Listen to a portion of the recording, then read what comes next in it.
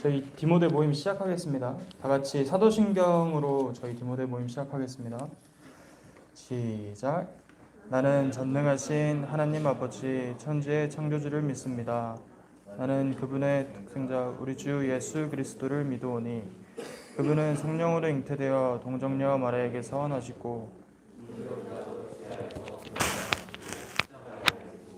죽으시고 장사되시고 음부에 내려가셨으며 사흘 만에 죽은 자들로부터 부활하셨고 하늘에 오르셨고 전능하신 하나님 아버지의 우편에 앉아 계시는데 거기로부터 산 자들과 죽은 자들을 심판하러 오실 것입니다. 나는 성령을 믿습니다. 나는 거룩한 공교회와 성도의 교제와 사제와 육의 부활과 영생을 믿습니다. 아멘. 오늘 이제 시편 9편 다 같이 교독하려고 하는데 다들 펴주세요.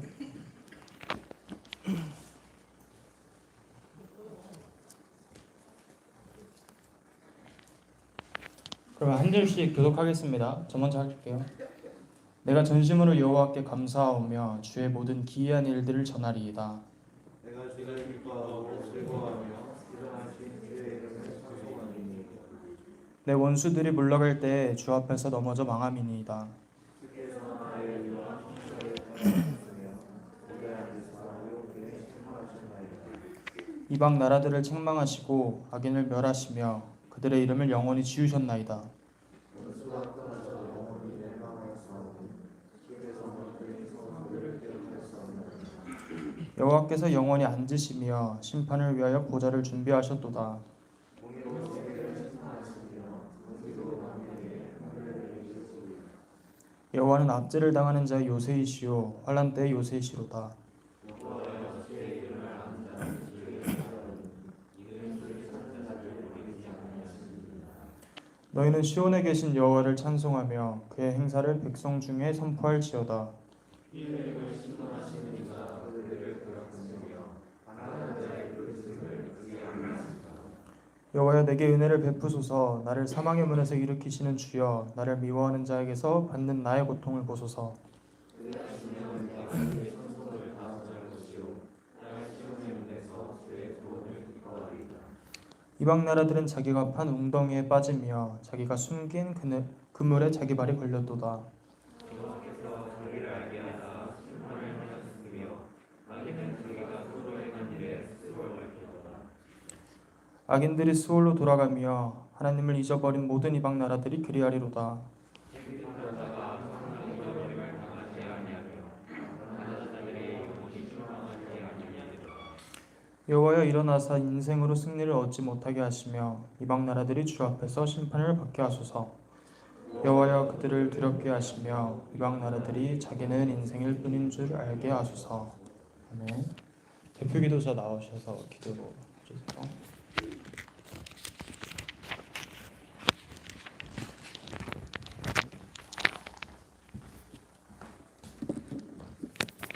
기도드리겠습니다. 사랑의 하나님 감사합니다. 저희를 구원하기 위해 독생자를 보내주시고 십자가에 달려 돌아가심으로 우리의 죄를 대속해 주셨고 그 십자가로 저희를 구원해 주신 주님의 은혜에 감사드리며 오늘도 거룩한 주일을 맞아 경건한 마음으로 예배드리게 하심에 감사드립니다. 구원받은 하나님의 자녀로서 날마다 감사와 찬양으로 하나님께 영광 돌리는 저희가 되게 하옵소서. 지난 부활의 달과 성탄식이 있었습니다. 사망 권세를 이기시고 부활하신 그리스도를 바라보며 믿음으로 구원받고 소망으로 살게 하시어 날마다 영과 진리로 예배드릴 수 있게 인도하여 주옵소서. 아버지여 한 주간 살아가며 알게 모르게 죄와 타협하거나 혹여나 죄에 빠져 살진 않았는지 돌아봅니다. 이 시간 주님 앞에 나와 회개하여 같은 죄에 다시 넘어지지 않도록 지켜주시옵소서. 세상에서 살아가며 주님이 허락하신 사역을 감당할 때에 어두운 세상에서 빛으로 살아갈 수 있게 하시옵고 날마다 믿음으로 승리할 수 있게 도와주세요. 하나님 오늘도 보이지 않는 곳에서 묵묵히 봉사하고 있는 우리 임원과 여러 리더들을 위해서 기도합니다. 맡겨진 사명에 열심을 다하여 주님의 뜻을 이루는데 사용되게 하시고 그들이 섬긴 하루하루 복에 복을 더하여 주사 무사히 일을 감당할 수 있게 인도하여 주세요. 이제 주님 주시는 말씀을 듣습니다. 말씀을 전하시는 목사님께 은혜와 지혜를 더하여 주시고 바른 말씀이 선포될 수 있게 도와주세요. 홀로 영광 받으실 예수님 이름으로 기도드렸습니다. 아멘.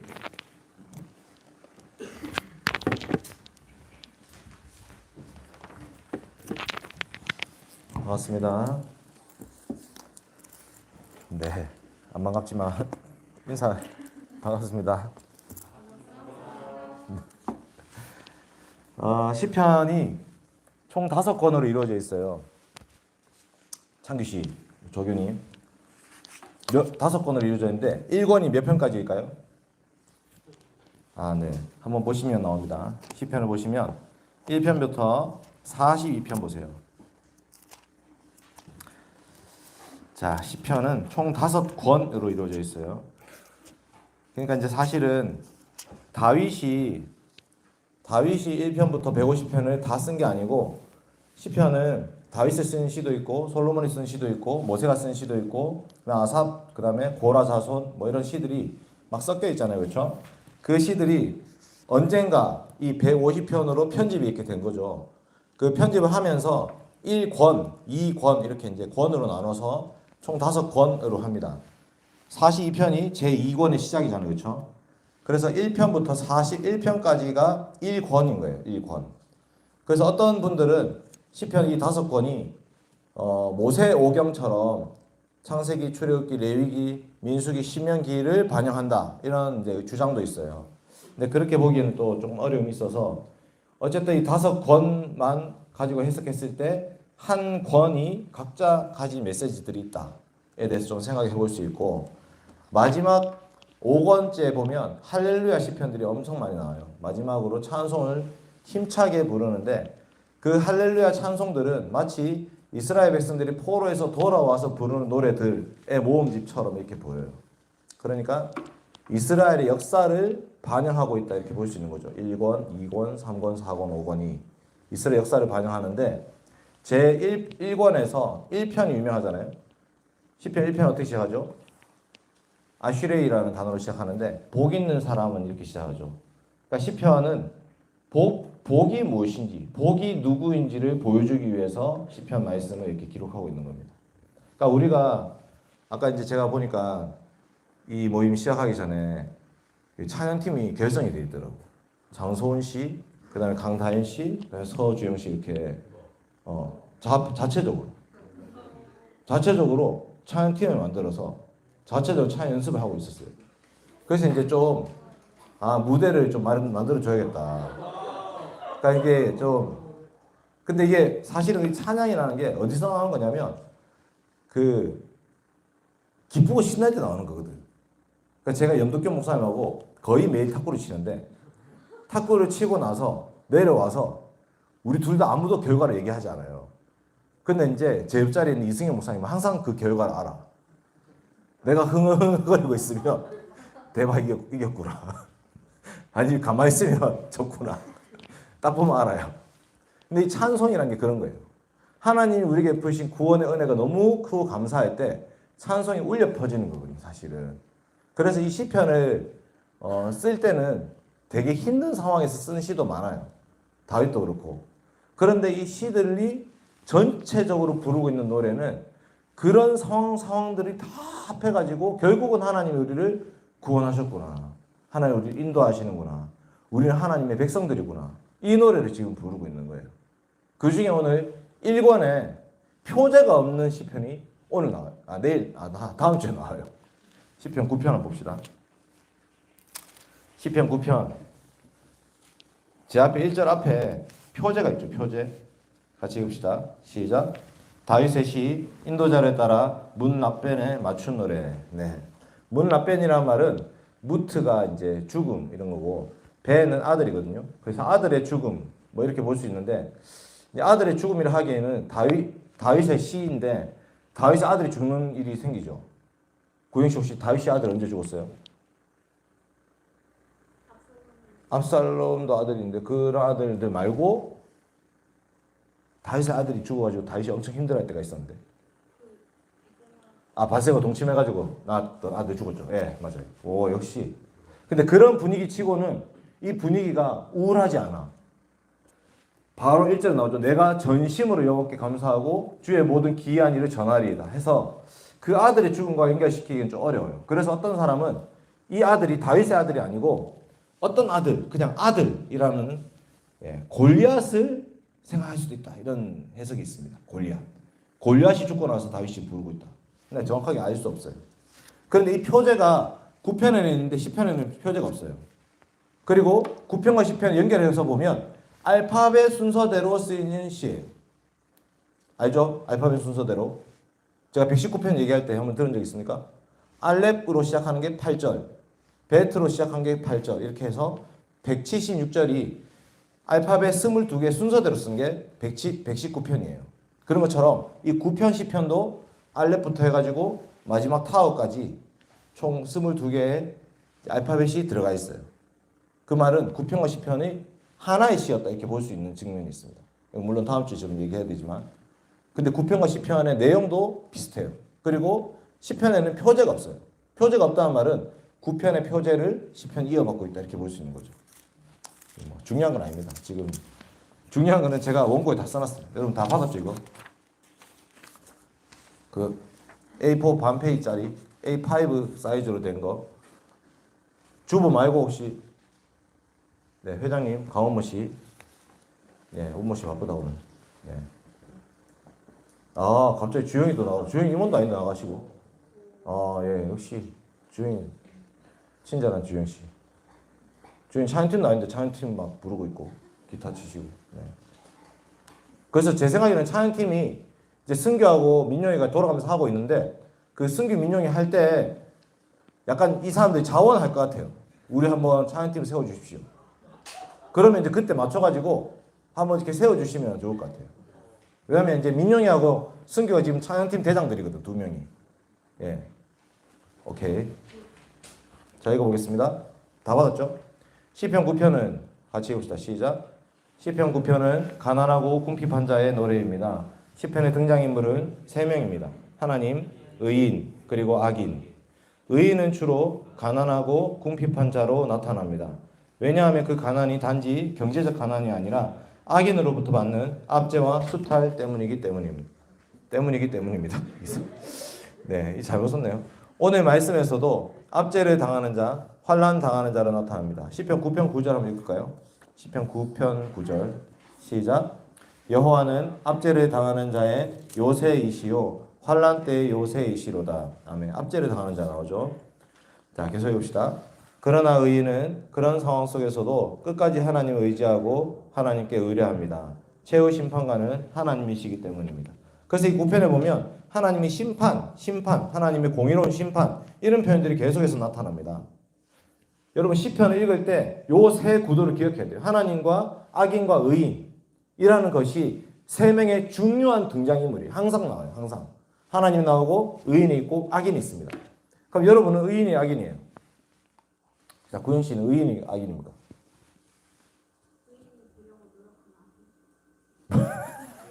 의인 데리고 노력하는 악인이라고? 네. 옛사람을 벗었습니까? 새사람 입었습니까? 벗고 있는 중입니까, 지금? 입고 있는 중이고? 그 중간에 있어요, 중간에? 네. 그런 건 없죠. 여기 이신칭의는요, 우리의 행함으로 의롭다함을 받는 게 아니기 때문에 예수 그리스도를 믿는 믿음의 그 순간에 우리 이미 의롭다함을 받았고 우리 이미 의인들이에요. 그러니까 사실 우리가 시편을 읽을 때 의인의 범주에 우리가 들어가 있는 거예요. 그러니까 들어가 있어야 돼요. 의인. 악인에서 의인으로 뭐 변화되고 있다 이런 게 아니고 의인의 범주에 들어가 있어야 돼요. 근데 그 의인들이 세상에서 되게 잘 살고 행복하냐 했을 때 그렇지가 않아. 의인인데 너무 가난하고 궁핍해요. 그 가난과 궁핍이라는 단어는 경제적으로 돈이 없다 이런 게 아니라 악인으로부터 계속 수탈을 당하고 있는, 뺏기고 있는 거야. 뭔가를 계속. 그러니까 너무 힘들지 사실. 그런데 이 의인과 악인이 도대체 누구냐라는 질문이 생기죠. 밑에. 그렇다면 악인은 누구일까요? 이스라엘 백성들에게 있어서 악인은 블레셋, 모압, 암몬, 아람 이런 사람들인데 다윗에게 악인은 누구냐면 사울, 압살롬, 요압. 전부 다 뭐예요? 교회 안에 있는 자들. 끊임없이 자신을 왕으로 세우신 하나님을 거역하고 있고 하나님을 대적하고 있고 그 다윗을 죽이려고 하고 왕권을 탈취하려고 하는 자들. 그게 악인이에요. 그러니까 우리가 시편을 읽을 때 일반적인 악인으로 생각해서는 안 돼요. 세상 속에 우리는 고난을 당하지만 세상이 악한 것처럼 보여도 사실은 세상보다 더 힘든 건 뭐냐면 교회 안에 있는 자들. 교회 안에서 예수 잘 믿고 교회를 열심히 잘 다니려고 예배 잘 드리려고 하는 사람들을 예수 믿는 사람들이 핍박해요. 그렇게까지 믿어야 되냐. 우리 애들이 이제 어제 어버이날 뭐 해가지고 어디 갔다 왔어요. 용돈을 받아. 17만 원을 받았어. 17만 원. 와, 나 진짜 초등학교 5학년짜리 17만 원을 용돈을 받다니 놀랐는데, 자, 17만 원 받으면 헌금 얼마 해야 돼? 구영씨. 양심껏 그 얼마 해? 17만 원 받았어. 얼마일 것 같아요? 양심껏. 자, 2만 원. 오, 네. 이제 우리 애들이 17,000원 하려 했어요. 17,000원. 그때 장모님이 대뜸 이제 뭐라 하시냐? 그냥 11조 하지 말고 감사원금 하면 10,000원 하면 된다. 감사원금 해라 이렇게 했어요. 아침 열받아가지고 내가 10,000원짜리 다시 뽑아가지고 소원이 주면서, 소원이가 이제 10,000원짜리 하나밖에 없으니까 오늘 10,000원 하고 다음 주에 7,000원 하겠다 이렇게 한 거야. 소원이는 꾀를 잘 쓰거든. 다음 주 7,000원 안 하면 끄댕이거든 사실. 그래서 이제 장소원이 아니고 공소원. 장소원이 아닙니다. 공소원. 그래서 17만 원을 받았는데 17,000원 해야 되는데 안 하려고 하는 거예요. 그래가지고 이제 아침에 10,000원짜리 뽑아갖고 줬어요. 2만 원 해라. 그랬더니 아까 딱 초등학교 2부 마치자마자 아빠 저 2만 원 했어요. 이렇게 딱 자랑스럽게 얘기하더라고. 무슨 얘기를 하냐? 지금 여기서 악인이 누구냐면 장모님이에요. 장모님. 같이 교회를 다니고 예배를 드리고 있지. 그런데 같이 예배를 드리고 있는 사람이지만 신앙관이 다른 거예요. 신앙관이 달라. 그러니까 우리가 예수 그리스도를 믿고 산다고 말은 하지만 예배를 오후 예배 다 드려야 되냐? 시원 씨 어떻게 생각해요? 예배를 오후 예배 꼭 다 드려야 돼요? 아 계속 지금까지 24년 동안 계속 다 드렸어요? 아니 그러니까 이제 당위 예배 드려야 된다와 실제로 예배 안 드렸잖아, 맞죠? 그러니까 그런 사이에서 우리는 계속 갈등하고 살고 있어요. 모두가. 내가 예수님 믿는데 이렇게까지 예수님 믿어야 되냐? 이렇게까지 힘들게 해야 되냐? 내가 정말 예수님 믿는데 이렇게까지 해야 되나? 이제 그런 여러 가지 문제들이 있을 수 있는 거예요, 우리 안에. 그게 술 문제가 될 수 있고 주의 성수가 문제가 될 수 있고 내가 실제로 어떤 손해를 보는 어떤 측면에서 있을 수가 있는 거죠. 그런데 여기 악인이 등장하는 거야. 그 우리 마음속에 악인이 있을 수 있지. 그렇게까지 예수 믿어야 되냐. 자, 이 노래는 밑에 같이 봅시다. 이 노래는 시작. 이 노래는 예수 그리스도의 노래입니다. 예수 그리스도께서 이 땅에 오셨을 때 이방 민족들도 그 탄생을 기뻐했습니다. 그러나 하나님의 언약 백성들은 오히려 예수님을 핍박하고 죽이려고 했습니다. 이스라엘이 오히려 애굽이 되어버렸기에 예수님을 출애굽하신 것입니다. 예수님은 계속해서 바리새인, 율법사, 서기관, 대제사장들로부터 핍박을 받으셨습니다. 그러나 최후 재판관이신 하나님 아버지께서는 예수 그리스도의 손에 들어주셨습니다. 그것이 바로 부활입니다. 여러분 여기서 이 시편은 다윗의 시지만 예수 그리스도의 시란 말이에요. 그리스도께서 참 의인으로 오셔서 핍박받고 압제받고 있습니다. 가난하고 궁핍한 자가 되셨습니다. 심령이 가난한 자는 복이 있나니. 물론 그 심령이 가난한 것이 영적으로 가난하다고 볼 수도 있지만 실제로 가난한 거예요. 실제로 부유하지 않고 실제로 가난한 거예요. 심령이 가난한 자는 복이 있나니. 왜 가난하냐? 그 가난 때문에 하나님을 계속해서 바라봐야 됩니다. 하나님의 손을 의지하며 살아가야 되는 거예요. 그 사람이 복이 있는 겁니다. 애통하는 자가 왜 복이 있냐? 애통한다는 건 눈물을 흐르는 거예요.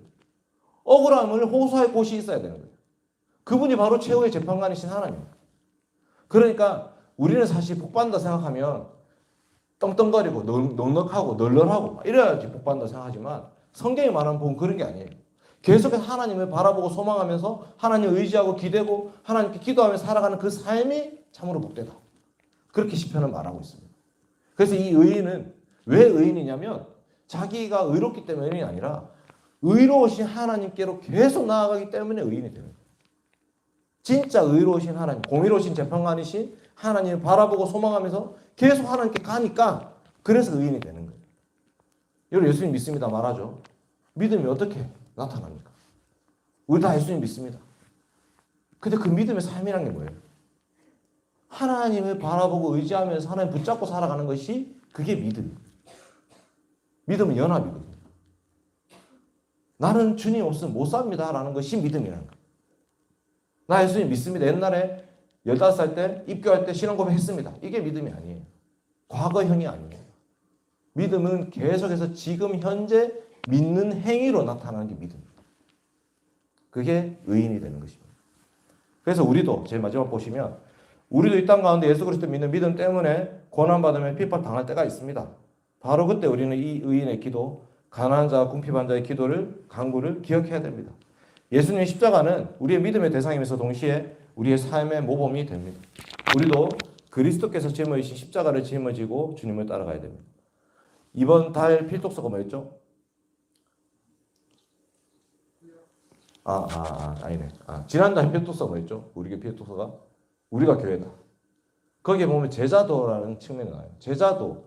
제자도의 설명에 보면 예수 그리스도의 십자가를 따라가는 삶. 여러분 지금은 교회가 그 십자가 이런 얘기하면 싫어해요. 요즘도 십자가 이런 얘기. 아직도 우리가 가난하고 힘들게 살아야 되냐? 예수 믿고 여전히 세상 속에서 귀 못 펴고 살아야 되냐? 여러분 어떻게 생각하는지 모르겠지만 그리스도를 믿는 사람들은 대부분 그렇게 살았습니다. 예수 그리스도 믿고 세상 속에서 잘 되고 평안하고 장수하면서 예수님 잘 믿고 이런 사람 없어요.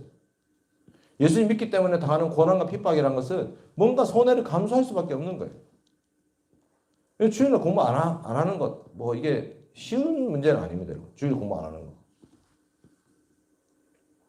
이제 소명이한테 주일날 공부하지 마라 이런 얘기 몇 번이나 했는데 지난주에 내가 이제 KO를 당했어. 목사님 딸 지수도 주일날 공부하더라. 그 할 말이 없었어. 알겠다. 공부해라. 시험 치는지 많이 되지. 알아서 살아라. 근데 어쨌든 중요한 거는 중심에 누가 계시냐가 제일 중요한 거예요. 중심에. 나 정말 하나님이 나의 인생의 주인이라고 고백한다면 내가 시험 성적이 중요한 게 아니라 하나님이 중요하다면 내가 어떻게 살아야 되지? 나 주일이라는 시간 어떻게 보내야 되지? 그게 우리 안에 있는 싸움이에요. 싸움. 실제적인 싸움. 내가 예수님 믿는다면 어떻게 믿어야 되지? 두 마리 토끼를 잡을 수는 없습니다. 한 마리 토끼를 버리십시오. 구영씨 뭐 버릴래? 한 마리 토끼. 그걸 버리세요. 그게 남자친구가 될 수도 있고. 버리십시오. 나중에 결혼해서 남편만 있으면 되잖아. 남자친구가 꼭 있어야 되는 거 아니에요. 남편만 있으면 되는 거다. 지금 무슨 얘기하는지 모르겠죠. 저도 제가 무슨 얘기하는지 모르겠는데 믿는다라는 것이요. 그냥 나 예수 믿습니다라는 관념에만 있는 게 아니에요. 실제 우리의 삶에 나타나는 겁니다. 온전 예배 설교 들었죠. 옛사람을 벗어버리고 새 사람을 입어라. 우리가 이방인처럼 살 수는 없다. 자기 욕심대로 살 수는 없다. 예수님 따라 사는 삶이 무엇인가? 우리는 그리스도를 그같이 배우지 아니하였다. 이런 말씀을 할 때 과연 나에게 예수 그리스도가 누구이신지 내 삶에 있어서 그리스도를 믿는다는 게 어떻게 나타나야 되는 건지 이 고민을 해야 되죠. 그래서 9편 13절과 19절 같이 읽읍시다. 밑에 있죠. 여호와여 시작. 여호와여 내게 은혜를 베푸소서. 나를 사망의 문에서 일으키시는 주여 나를 미워하는 자에게서 받는 나의 고통을 보소서. 이거 하나님께 호소하는 겁니다. 계속 하나님께 호소. 9편 19절 시작. 여호와여 일어나사 인생으로 승리를 얻지 못하게 하시며 이방 나라들이 주 앞에서 심판을 받게 하소서. 아멘. 결국에는 뭐냐? 결국에는 여호와 하나님을 의지하는 우리들이 승리하게 될 것입니다. 이런 찬송을 함께 부르는 대응 청년들이 되면 좋겠습니다. 기도합시다. 아버지 하나님 감사합니다. 시편 9편 말씀 함께 살펴보았습니다. 나는 가난하고 궁핍하오나 주 여호와 하나님께서 나의 의로우신 재판관이 되셔서 나의 모든 고통을 헤아려 주실 것이고 나를 고통에서 건져 주실 것입니다. 하나님 아버지 지금 악인들이 형통하는 것처럼 보이지만 결국은 의인들이 승리할 것입니다. 하나님 우리도 함께 이 노래 부르게 하여 주시옵소서. 예수 그리스도는 십자가를 향해서 내려가셨지만 부활로 말미암아 승리하셨습니다.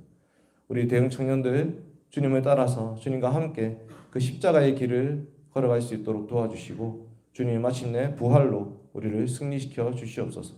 감사드리며 예수님 이름으로 기도드립니다. 아멘. 이 책이 있습니다. 시편 9편을 가지고 쓴 책이에요. 나는 가난하고 궁핍하오나. 정말 좋은 책입니다. 신대원 김성수 교수님 쓴 책. 나중에 대대 때 김성수 교수님 강의 들으십시오. 너무 좋습니다. 책 필요한 사람 저한테 빌려가세요.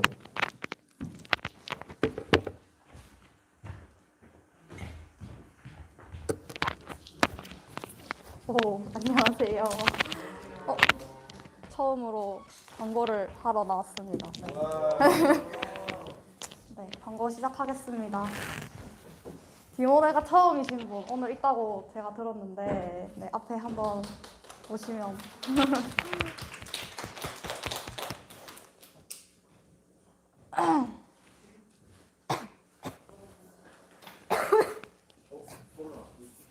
다 나왔습니다.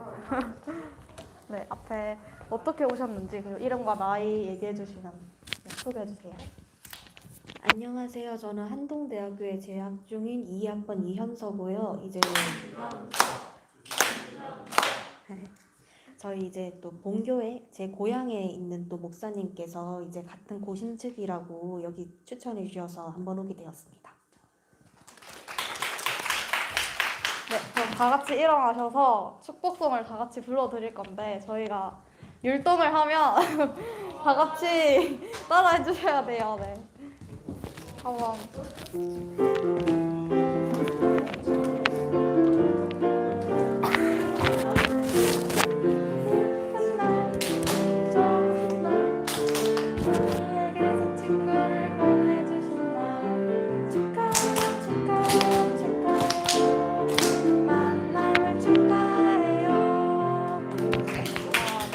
들어가 주시면 됩니다. 네. 오랜만에 오신 분도 제가 있다고 전달을 받았습니다. 네, 앞으로 한번 모셔볼까요?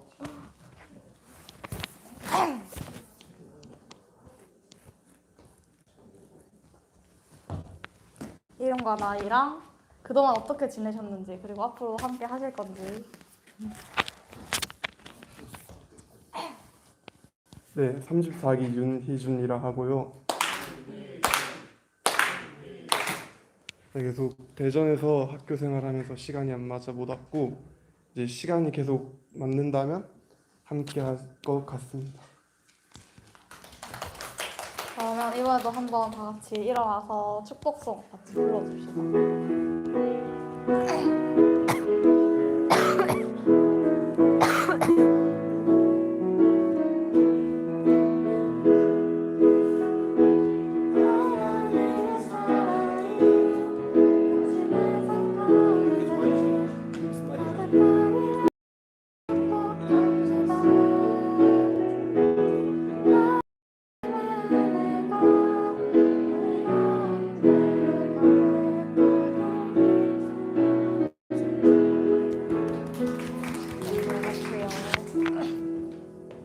다음 광고.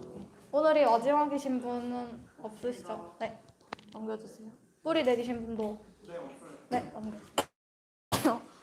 네, 다음 광고는 오행밥인데요. 벌써 다음 주일로 다가왔습니다. 와. 그래서 다음 주 오후에 배우회 한 4시 반부터 정리 뒷정리까지 하면 한 7시 정도에 마칠 걸로 예상을 하고 있고요. 한동대는 아직 논의 중이긴 한데 차량을 저녁에 오행밥 끝나고 운행을 할 수 있도록 한번 논의를 해보고 바로 전달을 하도록 하겠습니다. 네. 많이 삼겹살도 있고 소세지도 있고 라면도 있고 비빔면입니다. 당연하죠. 많이 와서 진짜 많이 준비할 테니까 다들 풍족한 식사하고 식교대 나눌 수 있었으면 좋겠습니다. 넘겨주세요. 그리고 또 토요기도회가 부활을 했어요. 그래서 어제 처음으로 부활하고 처음 진행을 했는데 한 10분 정도 오셔서 같이 기도 제목도 나누고 저녁에 남은 사람들끼리 같이 저녁 식사도 맛있게 하고 그렇게 교제하는 시간을 가졌는데 너무 좋더라고요. 저는 이제야 부활을 했을까 싶을 정도로 좋았으니까 네, 매주 토요일 5시에 합니다. 여러분 많은 관심과 사랑 부탁드리고 하나 넘겨주세요. 네, 기도의 인도자도 매주 신청을 자원을 받고 있습니다. 저기 명찰 옆에 보시면 텅텅 비어 있잖아요. 지금 저기 까맣게 한번 채워주시면 참 좋을 것 같아요. 만관부 넘겨주세요. 오늘도 2시 40분까지 맞춰주시면 됩니다. 네. 양덕 돌아가는 차량도 4시 10분에 출발하시면 됩니다. 다음요. 네, 다 같이 클로징 하겠습니다. 네? 기침이. 네. 기간지에 문제가 있다. 근데 우리 처음부터 해야 돼.